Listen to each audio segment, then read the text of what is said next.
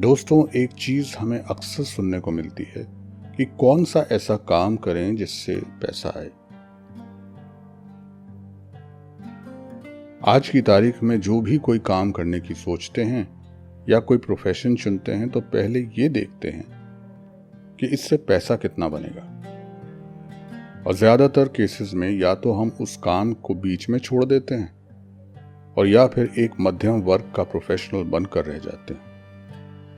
फिर होती है मायूसी, नेगेटिविटी और डिप्रेशन, यह सोचकर कि हम किसी काम में सफल क्यों नहीं हो पाए। कारण इसका सिंपल है। जब इस धरती पर मनुष्यता नहीं थी तो कैसी रही होगी। चारों तरफ जंगल, जंगली जानवर। लेकिन जब मनुष्य इस धरती पर आया, उसने हर चीज अपने रहने के अनुसार बनाई। पहिया बनाया, अग्नि यानी आग का आविष्कार किया, शिकार करना सीखा, उसके लिए हथियार बनाए और धीरे धीरे आज एक ऐसे लेवल पे पहुंच गया कि इस जमीन पर भी दौड़ता है, पानी के नीचे भी चलता है पनडुब्बी के सहारे, और आसमान और अंतरिक्ष में भी जा सकता है। आज उसके लिए कुछ कर पाना असंभव नहीं है। क्यों? वो इसलिए कि परमेश्वर ने इंसान को बनाते वक्त उसके अंदर अपना एक हुनर डाला, रचना करने का हुनर। Man is a creator. देखो अपने चारों तरफ इन ऐशो आराम की चीजों को। किसने बनाई? सब इंसान नहीं तो बनाई। लेकिन उसको बनाने से पहले इंसान ने उस विषय पर महारत भी हासिल की धीरे धीरे। अब तुम्हारे साथ क्या हो रहा है कि बजाय कि हम पैशनेटली किसी चीज को सीखें, उसकी बारीकियों को समझें, उससे पहले हमारा दिमाग ये सोचने लगता है कि पैसा कितना आएगा। आपने एलोन मस्क की कामयाबी को तो देखा और उसके जैसा बनने की मन में ठान भी ली, पर क्या उसकी मेहनत, उसकी क्रिएटिविटी देखी? पैसा तुम्हारे काम की वजह से नहीं आएगा, बल्कि काम की वजह से पैसा आएगा। जब तक उस फील्ड में निपुण नहीं होगे तो जाने नहीं जाओगे, और जब तक पहचान नहीं बनेगी काम नहीं आएगा।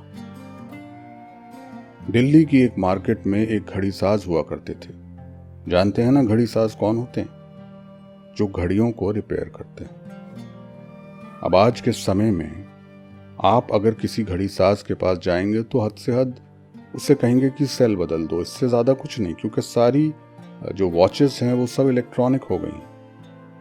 अगर खराब हो गई तो ये बदल लो। लेकिन नहीं, वो घड़ी साज अपने काम में पूरी तरह विलीन रहता था। और जानते हैं कि उसको काम कहां से आता था? वो बड़ी बड़ी हवेलियां और महल राजस्थान और मध्य प्रदेश में भरे पड़े हैं।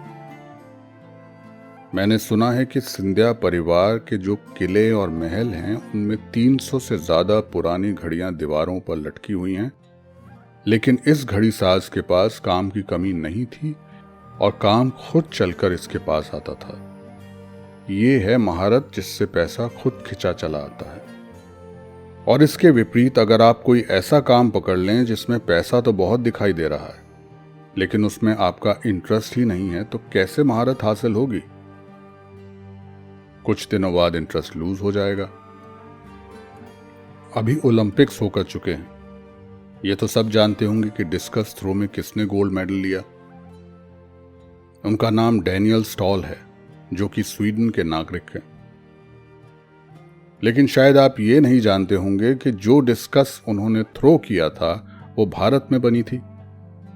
कुछ दिन पहले मेरा उस कंपनी के मालिक से मिलना हुआ जिसने वो डिस्कस बनाई, और मैंने उनसे पूछा कि इतनी अच्छी क्वालिटी की डिस्कस आपने कैसे बनाई कि वो ओलंपिक्स में पास हो गई। जानते हैं उन्होंने क्या कहा? लगन से। हम डिस्कस तो पहले से ही बनाते थे, मगर हमारा लक्ष्य था कि ओलंपिक्स में हमारी डिस्कस यूज हो। उन्होंने सालों तक शोध किया।